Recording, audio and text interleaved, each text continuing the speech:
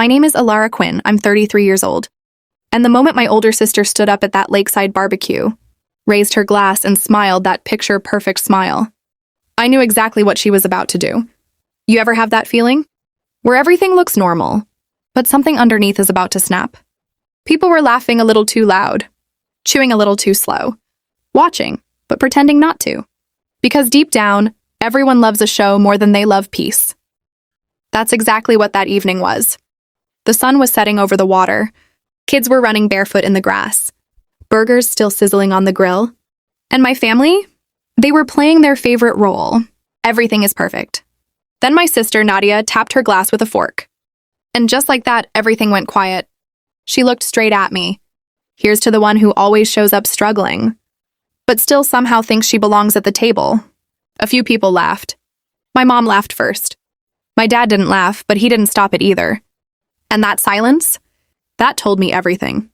I felt something rise in my chest. Not anger exactly, not yet. More like clarity. I stood up slowly, took my drink in my hand, and looked right back at her. Then let's raise one, I said calmly. To the person who borrows money, lies about it, and still expects applause. The entire backyard froze. You could actually feel it. Her smile didn't drop right away, but her eyes, they gave her away. For the first time, she wasn't in control. Wow, she said, letting out a small laugh. We're doing this? Right here? Soft voice. Sweet tone. Same old trick. Make it look like I was the problem. For responding, you started it, I said. Don't act surprised I finished it. My mom leaned forward immediately. Girls, not now. Not here. That was always the rule. Not don't hurt each other. Just don't let people see it. Nadia rolled her eyes. It was a joke. You always do this. You turn everything into drama. I set my cup down before I crushed it in my hand. A joke, I said. You borrowed $2,800 in March, said you'd pay it back in 2 weeks. Then $100 in May for your car. And another $600 in July, because your rent was due and you didn't want your boyfriend finding out. Silence. Not awkward silence. Heavy silence. The kind that exposes everything people were pretending not to see. Her face changed just slightly, but I caught it. You didn't have to say all that, she snapped. Exactly, I said. You didn't have to turn me into a joke either. A low murmur spread across the table. My uncle stopped flipping burgers. One of my cousins just stared at her like he was seeing her for the first time. And my friend Kayla, who had come thinking this would be a peaceful evening, was standing near the drinks, completely still. Like something finally made sense. Nadia crossed her arms. So what, you want a medal now? Because you helped your sister? No, I said quietly. I wanted respect. That hit harder than anything else. Even my dad shifted in his seat. Because here's the truth no one likes to admit. In some families, the quiet one gets used. The one who handles things needs nothing. The one who complains the loudest gets everything. And I had been quiet for years. Until that moment. Tell them the rest, she shot back suddenly. Tell them how you think you're better than everyone. Your boring jobs, your little savings plans, your cheap life. I almost laughed. Almost. I restore archival documents during the day, I said. And I work evenings at a framing shop so I don't depend on anyone. I paused. I don't spend money I don't have. I don't fake a lifestyle. And I don't tear down people who help me. Another silence. Different this time. Heavier. Real. People weren't just watching anymore. They were recalculating. Nadia glanced at our parents. Waiting. That's when I knew.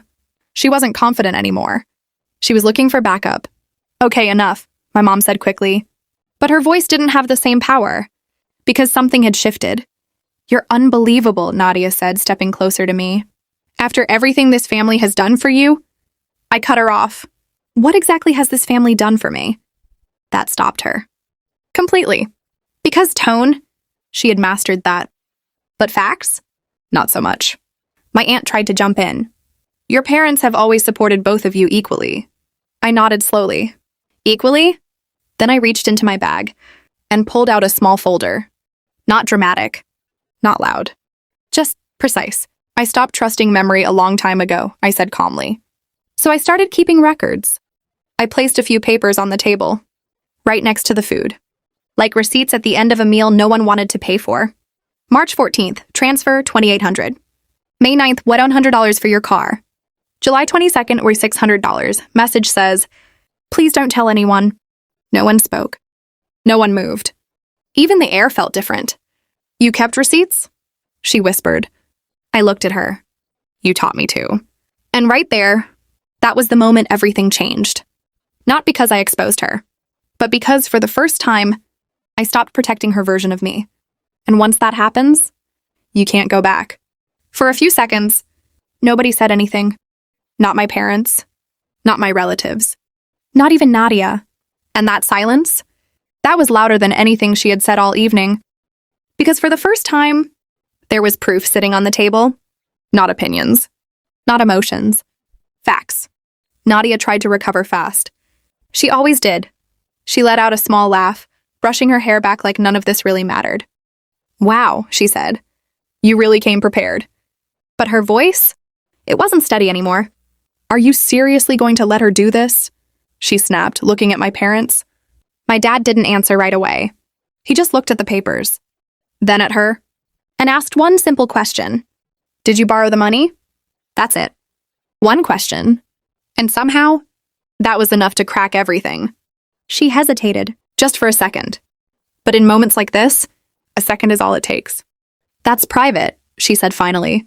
No, I replied. It was private when I was protecting you. I stepped closer to the table, placing my hand over the papers before she could grab them. You made it public when you turned me into a joke. A few people looked down at that. Not everyone. Some people never admit they were wrong. But enough did. Enough for the balance in that backyard to shift. And Nadia felt it. You could see it in the way her shoulders tightened, in the way her confidence started slipping. So she did what she always does when she's losing. She went for something personal. Maybe if you weren't so bitter about ending up alone, she said. Her voice sharper now. You wouldn't be so obsessed with money. That one was deliberate. She knew exactly where to hit. 2 years ago, I had ended an engagement. Not because I wanted to. Because I had to. Because the man I trusted had quietly dragged me into his debt and expected me to clean it up. And she knew that. She knew how hard it had been to rebuild everything. Financially, emotionally, mentally. And she still used it. Right there, in front of everyone, I looked at her. Really looked at her. And instead of reacting, I nodded. Go on, I said calmly. Say more. She blinked, thrown off, because she expected me to break. Not invite it. No, really, I added. Tell them how miserable I am. She straightened, thinking she had control again. Fine, she said. You can't stand seeing other people happy? Happy? I repeated. Then I tilted my head slightly. Nadia, you're not happy. I paused. You're expensive. That line, it hit like a shockwave. Someone actually choked on their drink. One of my cousins laughed before covering their mouth. And just like that, her image cracked. Completely. You jealous, bitter... Finish that sentence, I said quietly. And I'll read the text where you called me crying from a grocery store because your card declined. She froze, mid-breath. And you said, I continued slowly, please pick up. You're the only one who ever fixes this. Silence. Again. But this time, it wasn't just heavy. It was final. Because everyone understood something in that moment. This wasn't one fight. This was years. Years of patterns. Years of taking and rewriting the story afterward. I took a breath. Not shaky, not angry. Just done. You know what the problem is? I said, looking around the table. It's not the money. I gestured lightly toward the papers. It's the story. I looked back at her. You take help, and then turn it into your superiority. No one interrupted. Not even my mom. Because deep down, they knew it was true. I'm done with that, I said. And that sentence? That was the real turning point. Not the exposure. Not the argument. That. From today forward, I continued, I'm not covering your rent, your emergencies, your image, or your lies. She laughed again. But it sounded hollow now. You're being dramatic. No, I said. I'm being exact. I picked up one of the papers. Total unpaid amount. $6,500. My mom inhaled sharply. My dad's face changed. actually changed. Like something finally clicked that he hadn't let himself see before. Is that true? He asked her. Not me. Her. And that shift? That mattered more than anything I had said all night. Nadia didn't answer right away. She looked at him, then at my mom, then back at me. It's not that simple, she said, which in real language means yes. It is that simple, I replied. You borrowed it. You didn't return it. My mom pressed her fingers together, like she was trying to hold the moment from breaking apart. You said your bonus covered everything, my dad added, slower this time. That's when something else changed. Because this wasn't just about me anymore. This was about the version of reality Nadia had been selling to everyone. And it was starting to fall apart. Before she could respond, a voice came from behind us. Wait, what? We all turned. It was Ethan, her boyfriend. He had been by the grill most of the evening, staying out of it. Or at least trying to. Now he was standing there looking between all of us. You told me your rent was handled, he said carefully. Nadia turned toward him quickly. This isn't the time. No, he said. I think it is. That sentence? It changed everything. Because until now, she was still performing. Still controlling the narrative. But now someone from her other world had stepped into this one. And the two versions didn't match. You said you had it under control, he continued. She didn't answer. Not really. And that silence? It was louder than any confession. You lied to me? He asked. Don't do this here, she snapped under her breath. I watched her for a second. And for the first time that night, I almost felt bad for her. Almost. But then I remembered every time she had let me stand there alone. Every time she had laughed while I was the punchline. And the feeling passed. You didn't just lie to him, I said calmly. You lied to everyone. She pointed at me immediately. You love this, she said. You love making me look bad. I shook my head slightly. No, I said. You did the looking bad part yourself? I paused. I just stopped editing. That line landed hard, because it was the truth. I hadn't created anything. I had just stopped covering it. My dad stood up slowly from his chair. He didn't look angry. He looked tired. The kind of tired that comes from realizing you've been ignoring something for too long. Nadia, he said, is the number real? She looked at him. Really looked this time. And for a second, I think she realized there was no version of this where she could talk her way out. It's not exact, she muttered. That means it's close, I said. He nodded once. That was enough for him. And then he said something I had never heard him say before. Then you need to fix it. Simple. Direct. No excuses. No softening. Nadia blinked like she didn't understand the language anymore. You're taking her side? She asked. I'm taking the truth, he replied. That sentence? That one shifted the entire ground under her. Because for the first time in her life, being louder didn't win. Being dramatic didn't win. The truth did. And she didn't have control over it. Ethan stepped back slightly, running a hand through his hair. You told me she always needed help, he said quietly. No one spoke. Because we all knew what that meant. You made her sound irresponsible, he added. Still nothing. Because there was nothing left to defend. People started moving. Not dramatically, just small steps. A cousin drifting toward the drinks table. An aunt sitting down, suddenly very interested in her plate. My mom going quiet. My dad not stepping in anymore. And right there, Nadia was still standing in the center of everything, but completely alone. That's how it happens. Not with shouting. Not with a big scene. Just distance. I gathered the papers back into a neat stack. I'll send you a repayment plan, I said. My voice was steady. If you ignore it, then consider it a lesson. She stared at me. You'd really cut me off over money? I met her eyes. I'd stop funding my own humiliation. That was the line. The real one. The one that didn't leave room for interpretation. The breeze from the lake picked up slightly, moving the edge of the tablecloth. Somewhere behind us, a kid laughed. Normal sounds. Normal life? Because the world doesn't stop when something breaks. It just keeps going and shows you what was already there. People started leaving not long after that. Quiet goodbyes. Avoided eye contact. Half-finished conversations. Because once the truth shows up, a lot of people don't know where to stand anymore. I walked down toward the edge of the water, needing space. Not to cry. not to think. Just to breathe without being watched. A minute later, Kayla came up beside me. She didn't say anything at first, just stood there. Then finally, "I didn't know it was like that," she said softly. I nodded. Most people don't. She looked back toward the house. "You weren't the one struggling," she said. "You were carrying everything." I let out a quiet breath. Because hearing that out loud, it hit differently. For years, I had been labeled one thing: broke, difficult, too sensitive. But none of that was true. I wasn't broke. I was careful. I wasn't weak. I was holding more than anyone saw. And for the first time, I wasn't hiding that anymore. I looked back toward the house. Lights on. Voices lower now. Energy completely different. That place? It didn't feel the same anymore. Because something had changed. Not just in them, in me. And once that happens, there's no going back to who you used to be.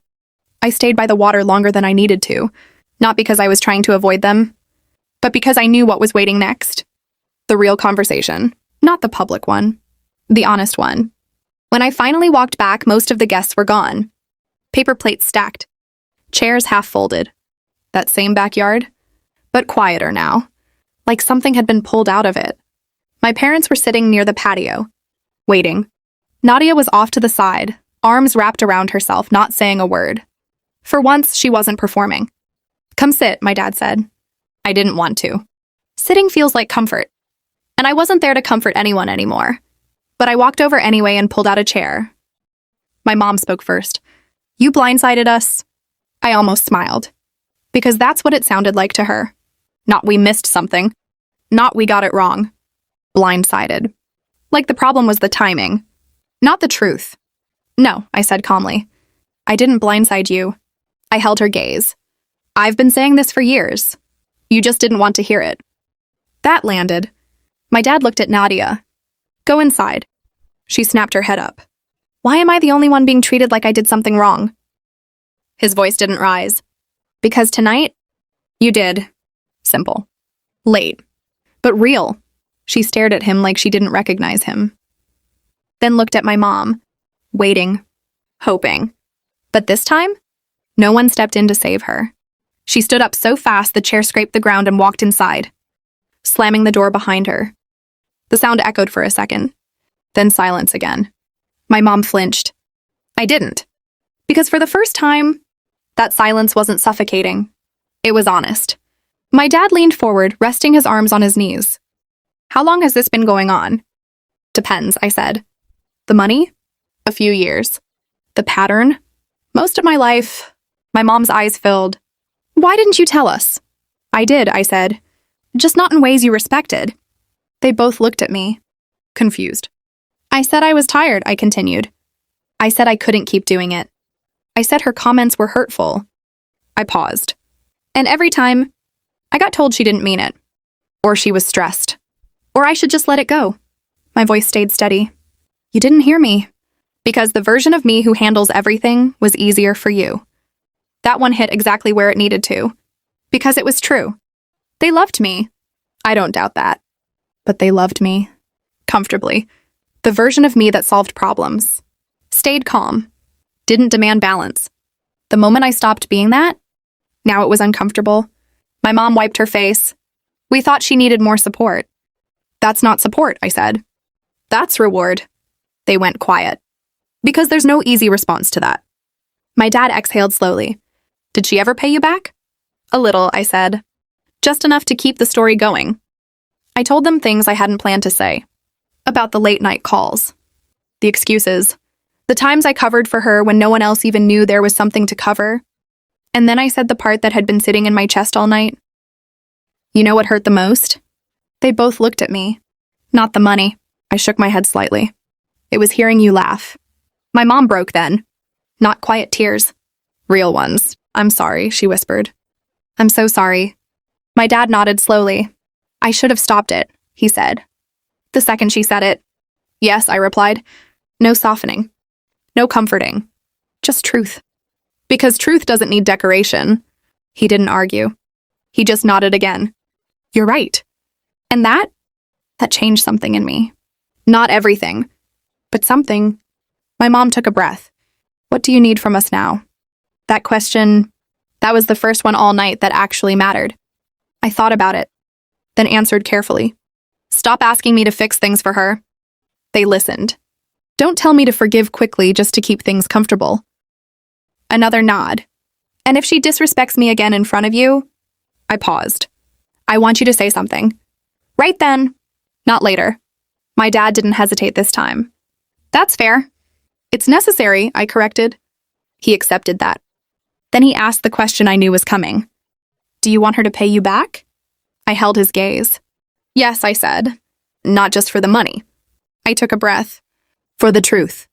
He leaned back slightly. Then she will. No hesitation. No conditions.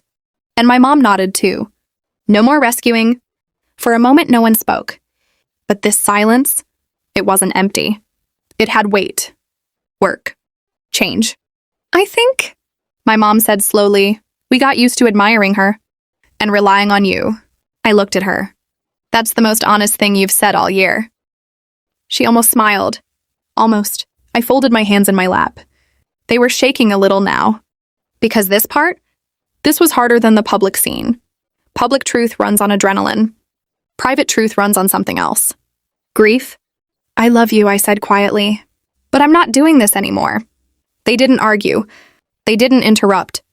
Because they understood. For the first time, they actually understood. A while later, the door opened. Nadia stepped back outside. Her makeup slightly smudged.